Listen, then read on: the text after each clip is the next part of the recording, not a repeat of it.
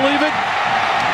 But hold on, Oklahoma's got the football. And they're saying, wait a minute, the pileups over there, we've got the ball over here.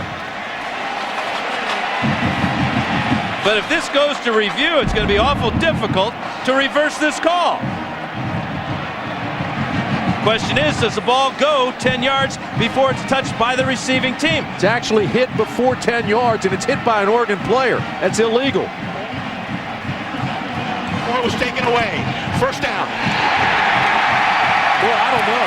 That ball was touched before it went 10 yards. But it's going to be first down, Ducks. Well, shouldn't be. Stoops can challenge this. He has a timeout.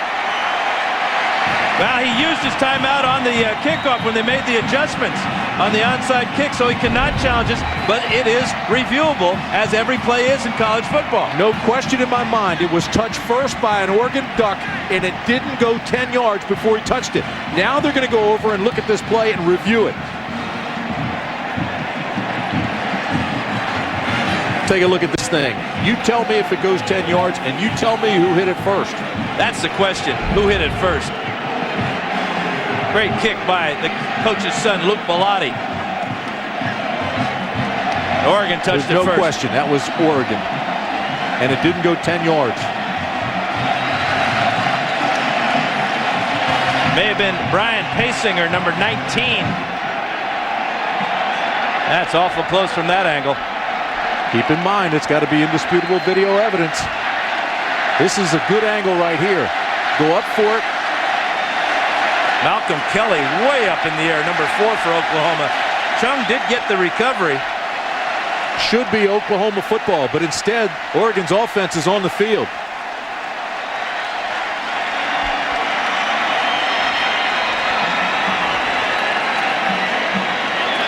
That's a good replay right there. Oregon touched it first before they crossed the line. This is from the coach's camera.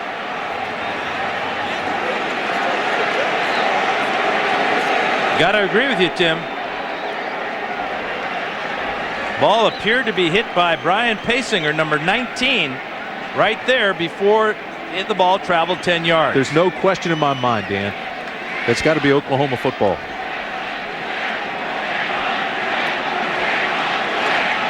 If they're going to use replay properly, they're reviewing the play, and there's indisputable video evidence that it was touched first by Oregon before it went 10 yards. Luke Bellotti with the kick. The touch by Pasinger there. The recovery by Oregon. And now the review. Well, there's no question the ball went 10 yards after it was batted. The proper call is it was batted before it went 10 yards, right there. And it was touched by Oregon, and that's illegal. And here comes the call. After review, there's conclusive video evidence that the ball was touched by a receiving team player, which makes the ball live. Oregon ball, first down. That's a bad call. That's a bad call. The ball was touched first by an Oregon player, not the receiving team, not Malcolm Kelly. So the Ducks get an incredible break. They'll have the ball at the 48-yard line, 1:06 to go, one timeout to work with. Horrible call by the review referee. Dixon over the middle to Stewart. 45-yard line, heading for the sidelines. 40 out of bounds.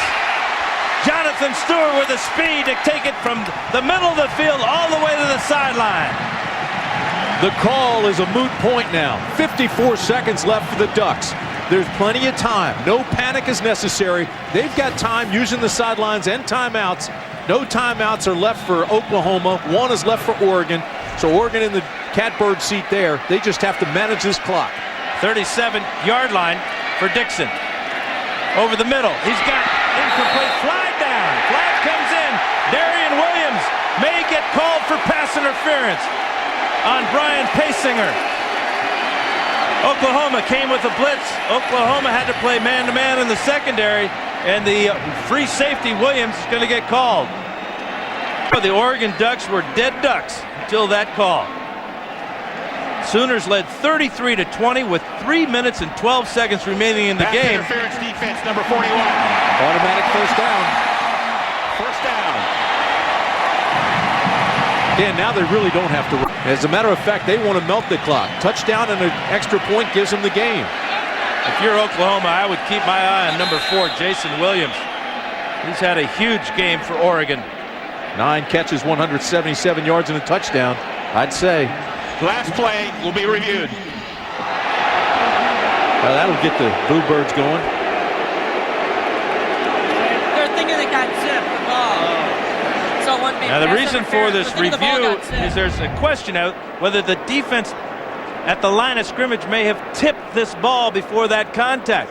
And you know what? It looked like C.J. Ayu, the defensive end, may have touched the ball. So that would negate that flag right there, and Oregon would have an incomplete, be second down and 10. We've got a pretty good shot of it. Watch the bottom of your screen.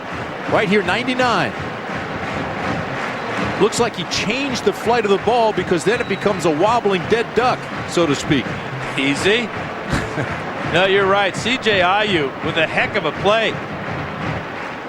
That ball, Dennis Dixon always throws spirals. That ball was not a spiral when it got to the receiver. But again, Dan, indisputable video evidence, and I'm not sure it's there. Question is, what are they seeing upstairs? Because the call on the onside kick was ridiculous. Take a look at the bottom of your screen. There's the hand, bam, and the ball changes direction. See that? Almost starts going end over end. I'm not sure there was pass interference on that play. Looked like pretty good coverage by Williams. So much for shortening the games. Adrian Peterson, 34 carries, 211 yards. Phenomenal afternoon. After review, there is no conclusive video evidence that the ball was tipped. Therefore, the play stands. I tell you what. Except that it changed directions. Well, it got out of spiral.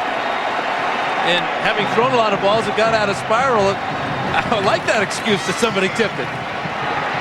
Oh, you're too much. I tell you what. First and 10 now for Oregon. They're in striking distance. And still have a timeout.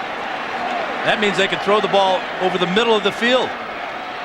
Fake to Stewart. To the end zone! Touchdown Oregon! Brian Pasinger from Dennis Dixon!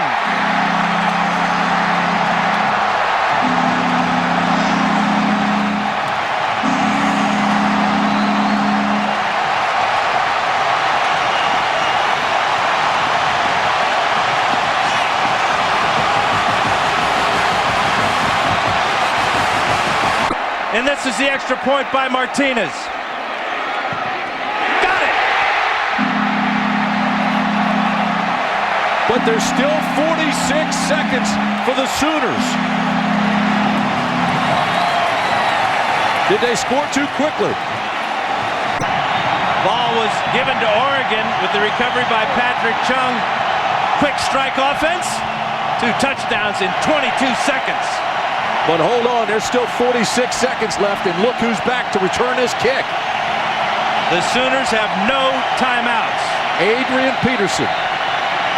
Now, do you squib it or do you kick it deep? I wouldn't kick it deep and give Peterson a chance to return it.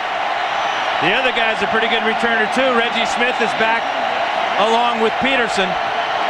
Just kick it to one of the up men. There it is. This is Reggie Smith. He's got a big hole. 40.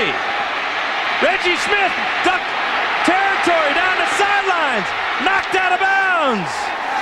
Clock stops with 31 seconds left. But once the referee signals ready to play, the clock will roll. Garrett Hartley's career long is 52 yards.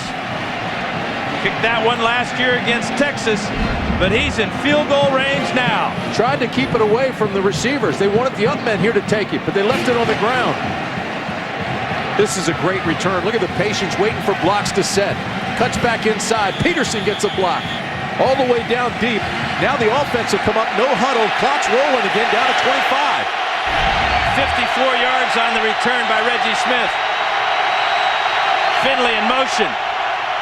Peterson gets it right side. He's tackled at the line of scrimmage. No timeouts left. Down to 12. Thompson has got to kill the clock with a spike here. And he does. does with 2 seconds go. Peterson's a great player, but I can't understand the run call when you don't have any timeouts left. Well, apparently Stoops wanted the ball in the right hash mark for Garrett Hartley. Hartley's longest this year is 44 yards. His career long is 52. Well, this will do it on Separation Saturday. One of these teams is going to be very happy in 2 seconds. Derek Shaw to snap. Hayes McEachern to hold. Garrett Hartley from 44. Timeout, Oregon. Last timeout.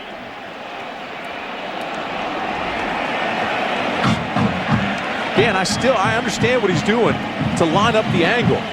But I'd still, with 25 seconds left, take a shot, get to the sidelines, and get him down where the field goal's more a chip shot. 4 for 4 on the day. Stoops has confidence that this is in Hartley's range. He has not missed this season. This will be from 44 yards out. And again, we tell you, his longest this year was 44. His longest for his career, 52.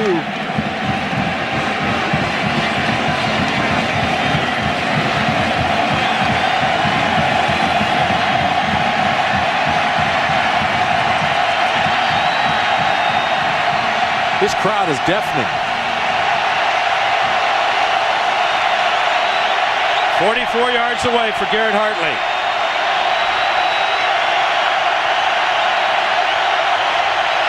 For the win. Blocked! Blocked by Oregon!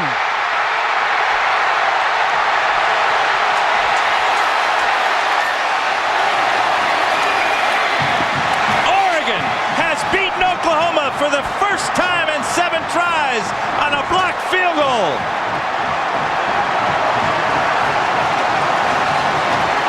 Dan, when you're at the limits of your distance, you get into it, the kick's a little bit lower. They put the center rush on, they came up big for the block. Jack? Coach, describe to me the last 30 seconds of this game. I'm not sure I really can, Jack. Our kids just wouldn't say die. Our defense did a great job. Our offense turned the ball over way too much, but they came through big time when we needed it. Our defense and our special teams with that block, that's a lot of fun. It'll be a lot of fun. What did you tell the special teams on that last kick? On the kickoff, well, it was a squib middle, which was designed to screw up their timing. We did a very poor job of coverage, gave them a chance. It shouldn't have come down to that, but, now I'll take it. It's okay. 7th time's the charm. Yeah, that's what I said. So I use that in my pregame speech, you know that? Guys. Thanks, Jack. Bellotti now is 25-1 here at Autzen Stadium against non-conference teams. Sooners led it 33-20 with 3:12 to go. 3 minutes and 10 seconds later, Garrett Hartley's field goal try is stuffed in the middle of the defensive line by middle linebacker Blair Phillips.